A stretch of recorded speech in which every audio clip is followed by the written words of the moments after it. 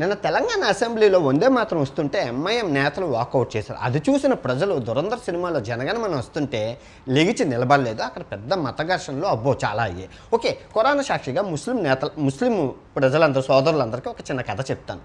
మార్కెట్లో రామ్ అనే వ్యక్తి కూరగాయలు అమ్ముతున్నారు. అయితే రహీం అనే ఆయన దగ్గర కరివేపాకు కొనుక్కొని రోడ్డు మీద అలా పట్టుకొని వెళ్తున్నారు. అయితే అక్కడ లక్ష్మణరావు పప్పుచారు వండుకుంటున్నారు రోడ్డు మీద. ఎందుకంటే గ్యాస్ లేదు కదా, కట్టెలు పొయ్యి పెట్టుకొని వండుకుంటున్నారు.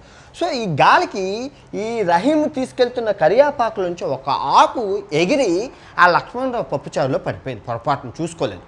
అయితే అక్కడ దూరం నుంచి సైకిల్ మీద నుంచి అబ్జర్వ్ చేస్తున్న ఒక కార్యకర్త, అమ్మ బాబో మా హిందువుల పప్పుచారులో ముస్లింలు ఉమ్ము వేసి కరియాపాకు అని చెప్పి సృష్టించి మత ఘర్షణలు రేపి ఇటు 100 ప్రాణాలు పోయాయి, ఇటు 100 ప్రాణాలు పోయాయి. తర్వాత ఆడు ఎమ్మెల్యే అయిపోయాడు. ఓకే, ఇది ప్రస్తుతం భారతదేశంలో జరుగుతున్న వ్యాపారం. సో దీనికి మత ఘర్షణలు సృష్టించడానికి కొన్ని కోట్ల రూపాయలు ఖర్చు పెడుతున్నారు వాళ్ళు. మీరు ఫ్రీగా కంటెంట్ ఇస్తారేంటంటే, ఫ్రీగా బలిపశువులు అవుతారంటే. ఇప్పుడు నేతలుగా మీకు ఒక విషయం చెప్తున్నాను. బార్డర్లో హిందూ, ముస్లిం, సిక్కు, క్రిస్టియన్ వాళ్ళ ప్రాణార్పణలు చేస్తున్నారు మన కోసం. మనం ఇక్కడ కొవ్వెక్కి దోలెక్కి మతమత్తులో కొట్టుకొని చేస్తున్నాం. వాళ్ళ ప్రాణాలకి విలువ లేదు. అది ఓకే. ఇక్కడ నీకేం పోయిందండి నేత, ఓ ముస్లిం నేత, నీకేం పోయింది? నువ్వు కారులో తిరుగుతావు, పెద్ద హిల్లో ఉంటావు, జెడ్ కేటగిరీ సెక్యూరిటీ పోలీసులు.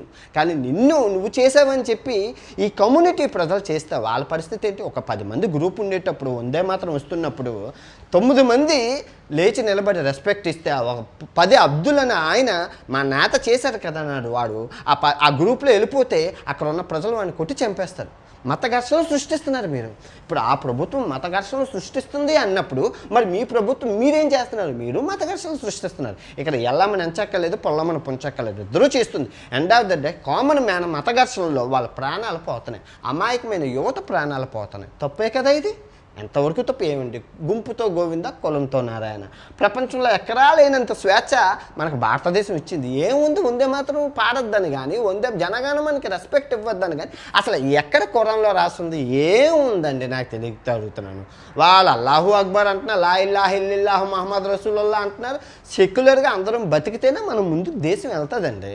అంతేగాని మేము సపరేటు అంటే ఎండ్ ఆఫ్ ద డే అందరూ రాజకీయ నాయకులు బాగానే ఉంటారు, కానీ వాళ్ళు వెనకాతలు ఉన్న ఈ కమ్యూనిటీ, ముస్లిం కమ్యూనిటీ 20% ఉంది, 80% హిందువులు ఉంటే 20% మైనారిటీగా ఉన్న ఈ ముస్లింలు వాళ్ళ ఉనికికి, వాళ్ళ ప్రాణాలకి ప్రమాదం. ఎందుకంటే బుడగ విషయం తెలుసు కదా, ఒక చిన్న బుడగ ఎన్ని మంది ప్రాణాలు తీసేసిందో మీరు చూశారు కదా. ఇలా మత విద్వేషాలు రెచ్చగొట్టుకుంటూ పోతే దేశం 100 ఏళ్ళు వెనక్కి వెళ్ళిపోతుంది, యువత భవిష్యత్తు నాశనం అయిపోద్ది.